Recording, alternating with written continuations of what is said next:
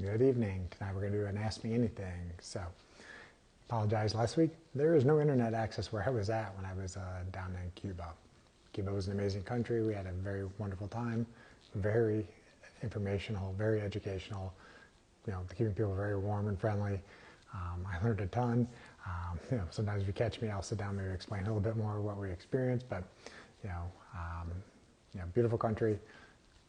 Very, very fascinating and complicated, let's just say that much. So I'll share a couple of my highlight pictures in my story after we're done chatting tonight. So welcome everybody who's joining, just getting started here on the Ask Me Anything.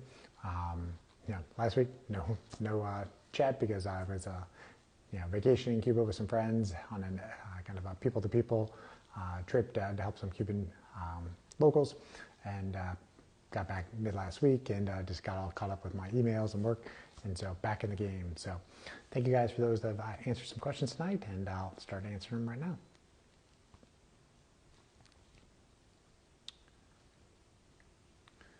So a question about any downsides to Repatha. Do I use it in my practice? Yes, I do use it in the practice. So Repatha is what's known as a PCSK9 inhibitor. It's an injectable medication that you give yourself twice a month. There is a version where you can give it once a month.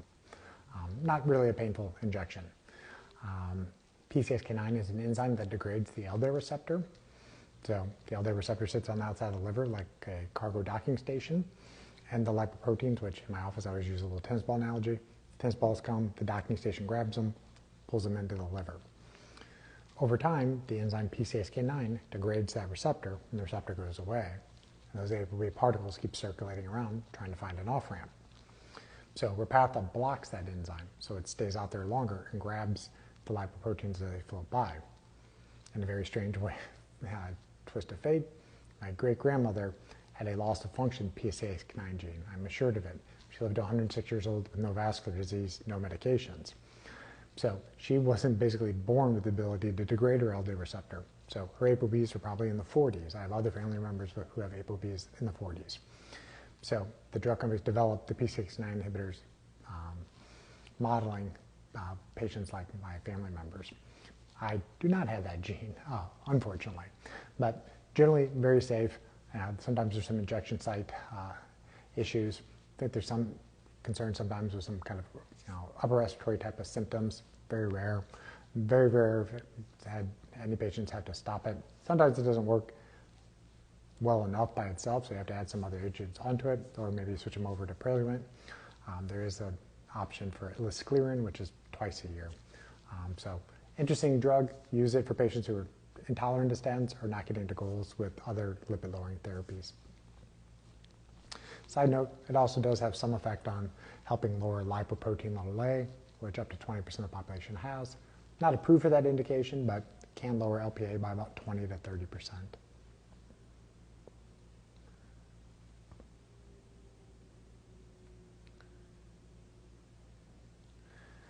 Question about somebody having constant pressure at their temples.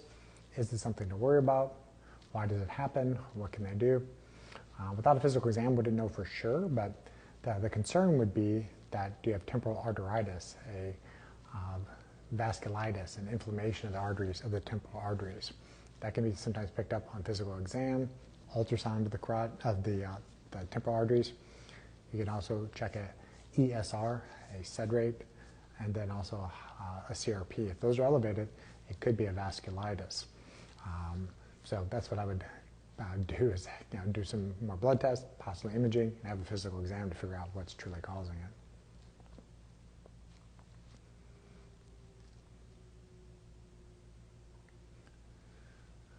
Question about having a pulsating feeling in one ear.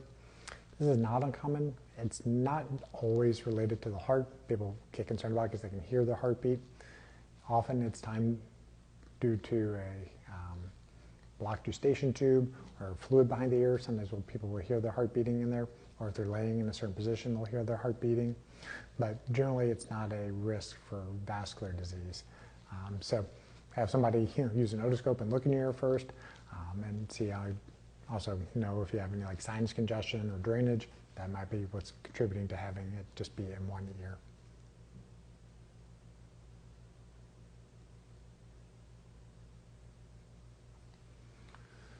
Question about thoughts on vigorous exercise increasing CAC, CT coronary calcium scores. It is possible, but it tends to be the people who are long distance endurance athletes, or the chronic kind of tough mudder people, more common in like professional athletes than it would be the weekend warrior.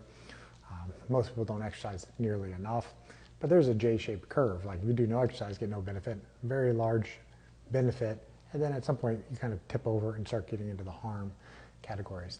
And probably the harm is due to excessive oxidative stress and inflammation. You might not recover well enough from your exercise, and then you're pushing it hard again. So you're just basically burning the candle at both ends in that case, and the arteries take the brunt of it. So intervention to reduce this risk: first, know what's going on with your vascular system. So do you have healthy endothelial function? That can be assessed with salivary nitric oxide test strips, blood pressure, pulse wave velocity testing, endopat scans. Do you have soft plaque or hard plaque in your arteries? Carotid intermedial thickness scans, which is an ultrasound of your arteries on your neck. CT coronary calcium scan is a low-dose radiation scan of your coronary arteries. That's what you mentioned. Can it increase it? It is possible. But if your calcium score is above 0, it's often not worth it to repeat it, because there's many interventions that are going to potentially change any of the soft plaque that you have, which is what you're really trying to treat, into more hard plaque, and then your calcium test goes up and you think you're getting worse. So is it possible that exercise can worsen calcium scores? Theoretically, yes. Not common. But exercise is one of the best things at preventing plaque accumulation in the arteries. So, it's a risk assessment for sure. So test the arteries, and you'll know, which pathway you need to go.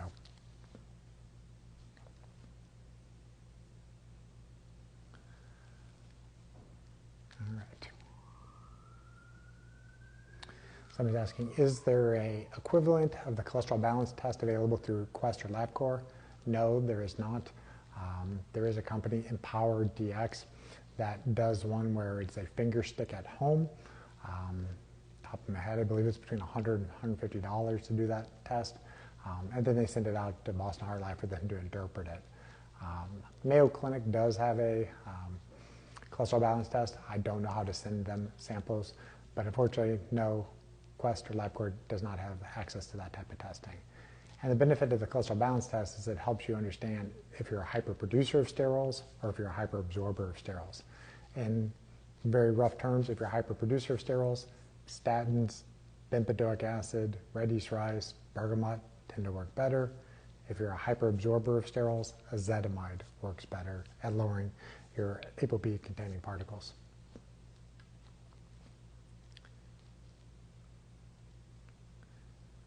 All right. I saw a couple questions pop up.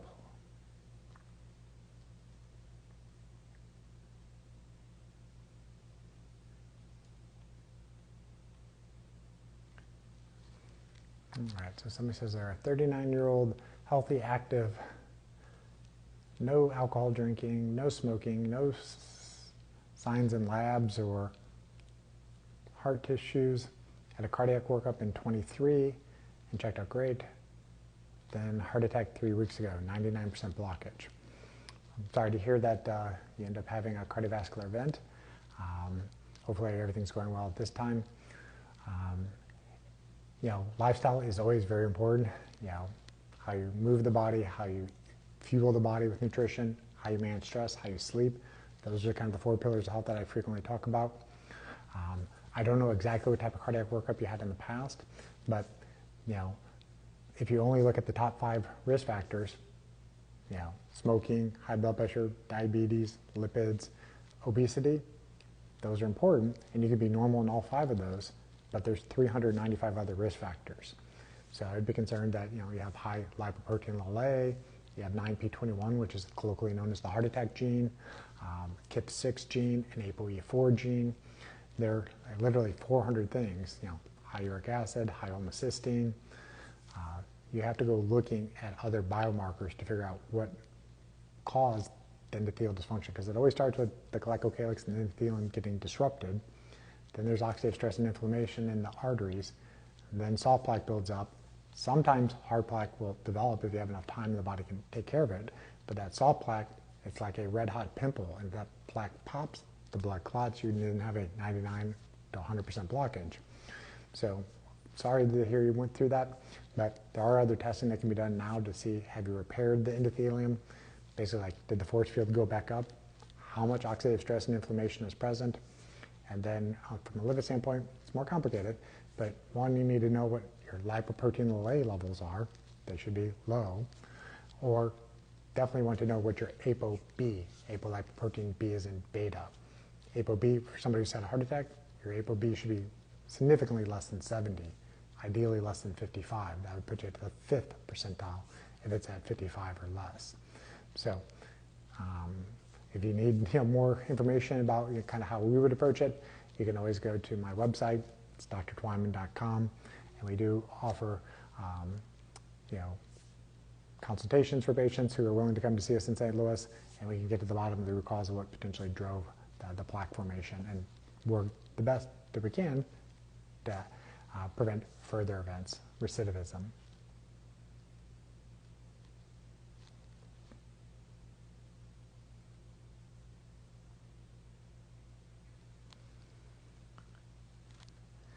Somebody's asking about, is oxidized LDL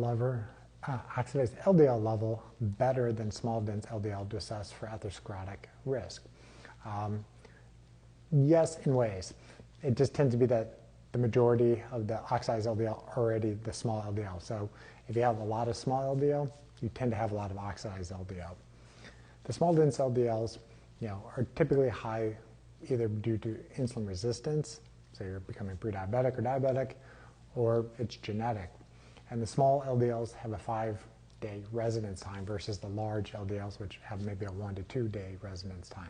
So sticking around, floating around in your blood for 5 days, more likely it gets oxidized because you're going to continue to breathe oxygen to burn the foodstuffs that you're eating. So, so if you have high oxidized LDL, or more specifically, if you have high oxidized phospholipid ApoB, that's a better predictor of risk than just small dense LDL. Okay, great. So the person I was talking about earlier, unfortunately, had the early heart attack. She's going to be speaking with somebody on my team this week to see if they can connect.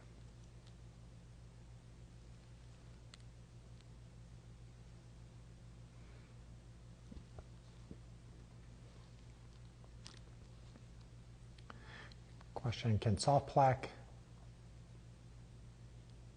I don't know if this was a typo, it says listening, but can soft plaque cause a blood clot? Any safe way to get rid of soft plaque? So soft plaque is a combination of many compounds that are flowing through the blood, but it has a lot of white blood cells, a lot of lipoproteins, which are full of cholesterol, getting trapped in the arterial wall, causing foam cells. Then the soft plaque starts to develop, kind of like a pimple. So there are things that can help stabilize the soft plaque, K2, garlic. There's different nitric oxide promoters, glycocalyx promoters that can potentially help seal the top part so the body can start taking care of some of the soft plaque below. But if you have significant dyslipidemia and you have an ApoB of 150, you're going to want your ApoB levels lower, because you need to basically take away the things that could lay down more plaque before the body's going to have a chance to really stabilize that soft plaque.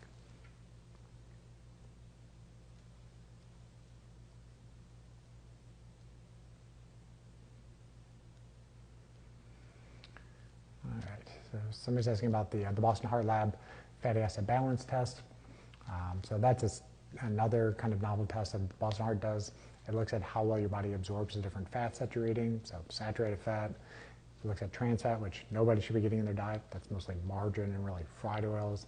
It looks at the omega-3 fatty acids and breaks it down by EPA and DHA. It looks at unsaturated fats and the omega-6s, and then the ratios. So I typically like to see on that test the omega-6 to omega-3 ratio be 0.25 or higher, meaning you have no more than 4 omega-6s to omega-3s. The saturated fat one is a little bit more complex. It depends on, do you have dyslipidemia with this high saturated fat? Are you a hyperabsorber of sterols on the cholesterol balance portion of the test? Are you an ApoE4 carrier? If you're an ApoE4 carrier, oftentimes the saturated fat, if you start getting north of 8% of your calories, you're going to start having higher ApoB particles, because it's going to downregulate the LDL receptor as you make more and more cholesterol in the liver. So I will use that just to kind of give an idea if the person has a lot of inflammation, push up their 3s or cut back on their omega-6s. All right, so I think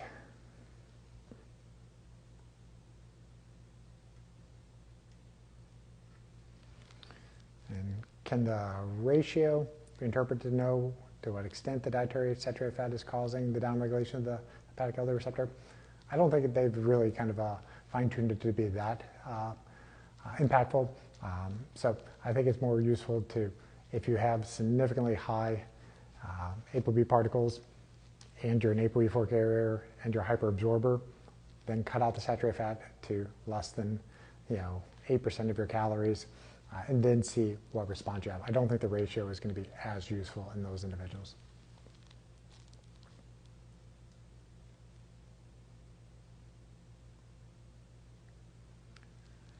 And then somebody had put up a question. Clearly, which is the company who uses AI algorithms to interpret CT coronary angiograms. They have a treatment protocol of 5 to 10 milligrams statin plus ezetimibe for stage 1, high ApoB and high LPA at 50 years old.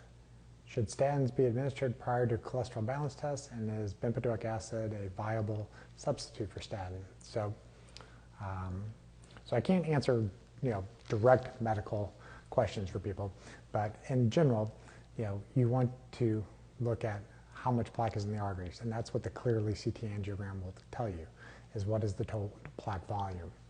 And in the 2.5 years I've been doing this scan, I've only seen 2 people have scores of 0, so they were stage 0.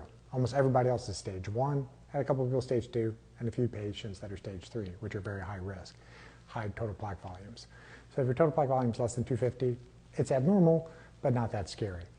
But if it's mostly soft plaque and not hard plaque, then those are the patients that tend to benefit more from statin use to cause the soft plaque to become more firm and calcified or delipidate and shrink down. Now, if people can't tolerate statins, or they're just deciding they're not going to want to try it, they can consider bempedoic acid, but knowing that highly unlikely your insurance company is going to pay for bempedoic acid if you've not had previous statin trials. I'm always going to work with the patient, with what they're interested in, but financially, it may not work for you unless you've had other trials.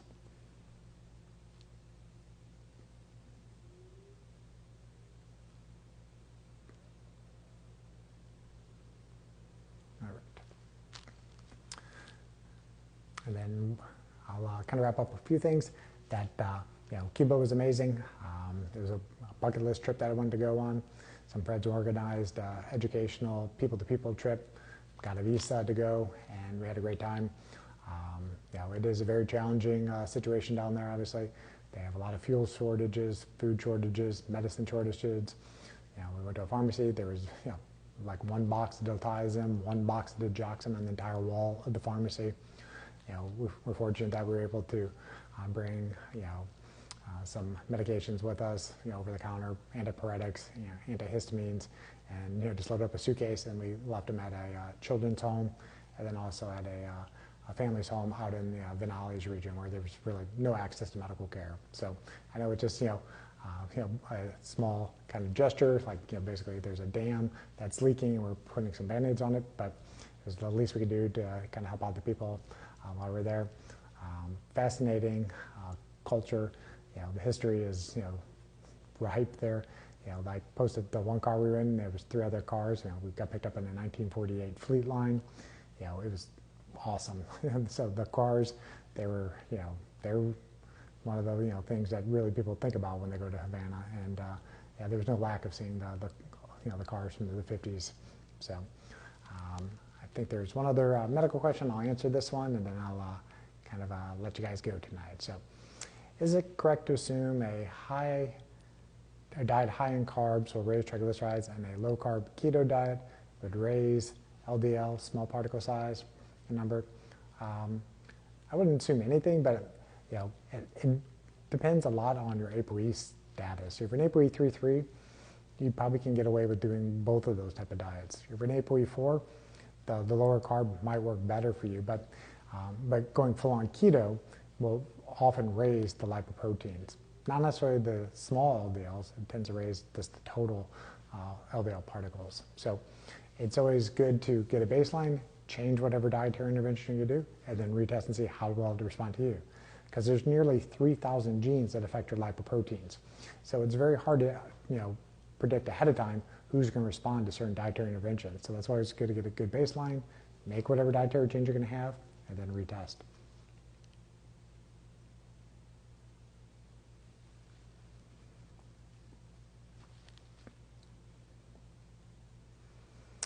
Somebody saying, is it necessary for one of their parents to have high cholesterol for them to have FH?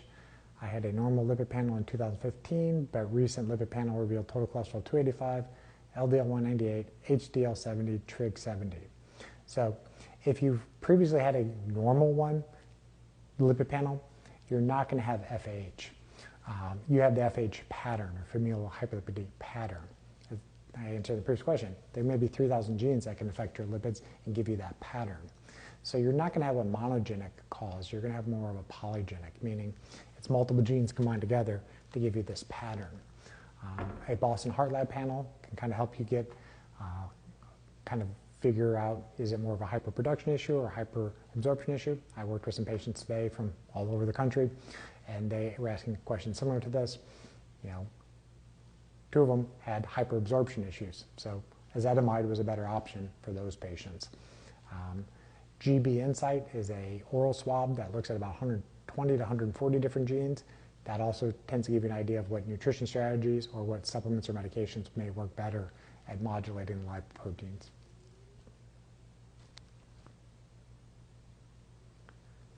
All right. Well, I appreciate your guys' time and attention. I'm trying to work on getting some more long-form videos up on YouTube. You may have noticed that, I'm now taking these, putting them on my YouTube channel, which is just YouTube at Dr. Twyman. The transcripts are put up there. AI is fortunate to be able to kind of like rip all my audio and make a nice transcript. And then it also is summarizing what questions were asked. So if you need to look at the archives and skip ahead, YouTube is probably the better place to check that out. So I'll be back next Monday, 6 p.m. Central Time, do another Ask Me Anything. If you guys need anything in the interim, hit me up in the DMs, and have a great week.